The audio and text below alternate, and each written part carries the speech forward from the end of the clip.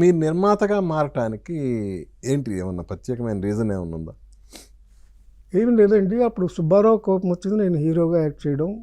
నిర్మాణం బాధ్యత కూడా డూండి గారు నాకే అప్పచెప్పారు. ఓకే. నేనే ధవళ సత్య అనే డైరెక్టర్గా తీసుకున్నాను. సినిమా బాగానే తీసాను మేము, కానీ నేను అనుకున్నంతగా విజయవంతం కాలేదు. ఓకే. దాంట్లో అమ్మాయి కీర్తి సురేష్ వాళ్ళ అమ్మ మేనక హీరోయిన్. మంచి సినిమా అది. సత్యం చాలా బాగా తీశాడు. బట్ ఎంచేత సినిమా పెద్దగా సక్సెస్ కాలేదు. సరే, అప్పుడు ఇంకా పందా మారుద్దామని అనుకుంటున్న టైంలో మా ఫాదర్ని సలహా అడిగాను. సరే రా, అనుకో సినిమా ప్రొడ్యూస్ చేయాలి రా. మా బ్రదర్ కూడా కోఆపరేట్ చేశారు నాకు, మా రవి గారు అని మా అన్నయ్య. సరే, నేను అప్పుడు సినిమా చూద్దామన్న డెసిషన్ తీసుకున్న వెంటనే చిరంజీవి దగ్గరికి వెళ్ళి డేట్లు అడిగా. అప్పటికే చిరంజీవి చాలా బిజీగా ఉన్నాడు.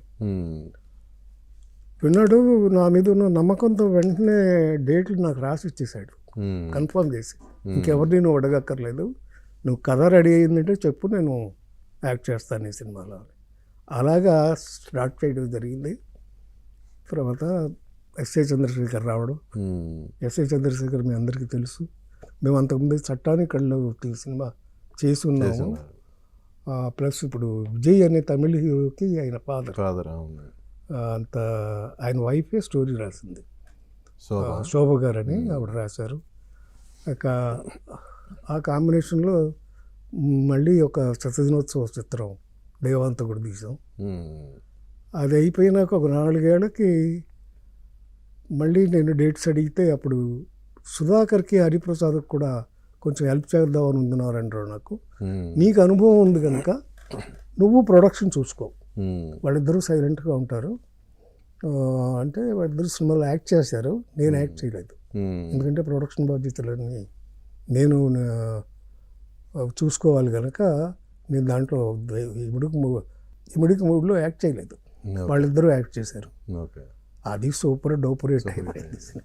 అది మ్యూజికల్ హిట్. దాంట్లో ఎక్స్పెరిమెంట్ ఏంటంటే కొత్త మ్యూజిక్ డైరెక్టర్స్కి ఛాన్స్ ఇవ్వడం. రాజ్కోటి అది కూడా మళ్ళీ కేవలం నా మీద నమ్మకంతోనే.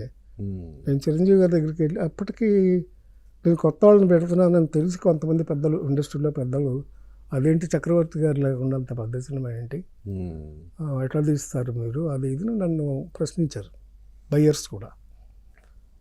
అంటే నేను ముందు చిరంజీవి దగ్గరికి వెళ్ళి, చిరంజీవి ఇట్లా కొత్త మ్యూజిక్ డైరెక్టర్లు ఉన్నారయ్యా, ఇద్దరు కొత్త వాళ్ళు ఏం కాదు, వాళ్ళు ఇండస్ట్రీకి ఆల్రెడీ చేస్తున్నారు. ప్లస్ రాజేశ్వరరావు గారు అబ్బాయి, టీవీ రాజు గారు, ఇద్దరు మ్యూజిక్ డైరెక్టర్ల కొడుకులు, వాళ్ళకి జ్ఞానం ఉంది, మంచి సెన్స్ ఉంది అని చెప్తే, సరే నీ ఇష్టం పెట్టుకో అన్నాడు. సో చిరంజీవి అంత లిబర్టీ ఇవ్వబట్టే అంత మంచి డెసిషన్స్ తీసుకోగలిగాం. మ్యూజిక్ కూడా మీ ముగ్గురికి ఈక్వల్ వాటానా అందులో? ఈక్వల్ ఆట అండి. అది ముందే ఏం చెప్పారంటే, ఆ రోజున తలా 5 లక్షలు మిగిలేటట్టు చూసుకుందాం లేవయ్య అన్నారు. పిక్చర్ మాత్రం బాగా థీమ్ అన్నారు చిరంజీవి గారు. సినిమా బాగానే తీసామండి, కాకపోతే కాస్ట్ ఎక్కువైపోయింది. మేము ₹1,00,00,000 అనుకున్న సినిమా 1,10,00,000 అయింది. ఓకే. కాస్ట్ పెరిగింది, ఎందుకంటే సెట్లు గిట్లన్నీ చూస్తూ ఉంటారు మీకు, అందరూ చూసింది బాగా పెద్ద హిట్ అయిపోతే. అప్పుడు చిరంజీవి గారు ఏం చేశారంటే, అరవింద్ గారు, చిరంజీవి గారు, మీకు ప్రామిస్ చేసినట్టుగా తలా 5 లక్షలు తీసుకోండి, ఆ నెగిటివ్ మాత్రం సూర్య గారి పేరుని రాయండి అన్నారు.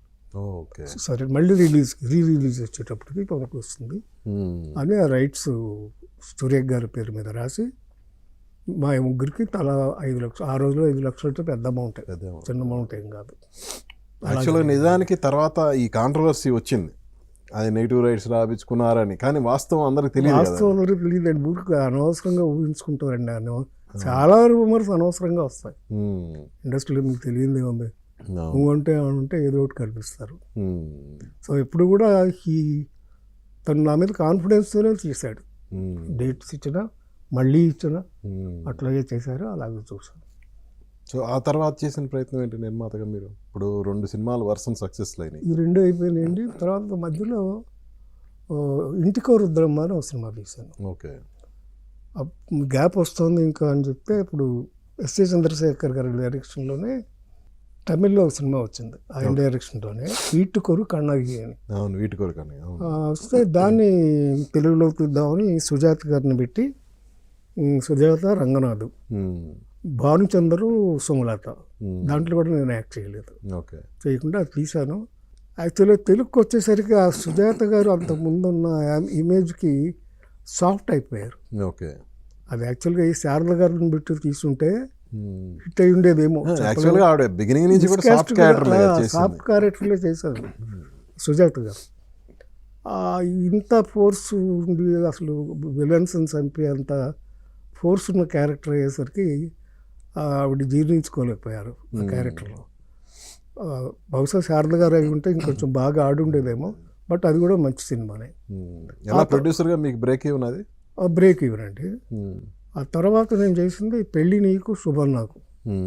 దాన్ని పెళ్ళి నీకు శోభనం నాకు అని టైటిల్ పెట్టా first. Okay. P N Ramachandra Rao direction. దానికి మళ్ళీ కాంట్రవర్సీ వచ్చింది టైటిల్కి. సెన్సార్ అబ్జెక్షన్ కొద్దిగా వచ్చింది, కానీ అప్పటికే లేడీస్లో కొంచెం ఏదో వాళ్ళు సభలు పెట్టి ఇదేంటి ఇలాంటి టైటిల్ పెట్టారు అనేది కొంచెం వచ్చిందని అప్పుడు నేనే మార్చేసుకుని దాన్ని పెళ్ళి నీకు శుభం నాకు అని మార్చేసాను. ఓకే. యాక్చువల్గా శోభనం అంటే బ్యాడ్ మీనింగ్ కాదు.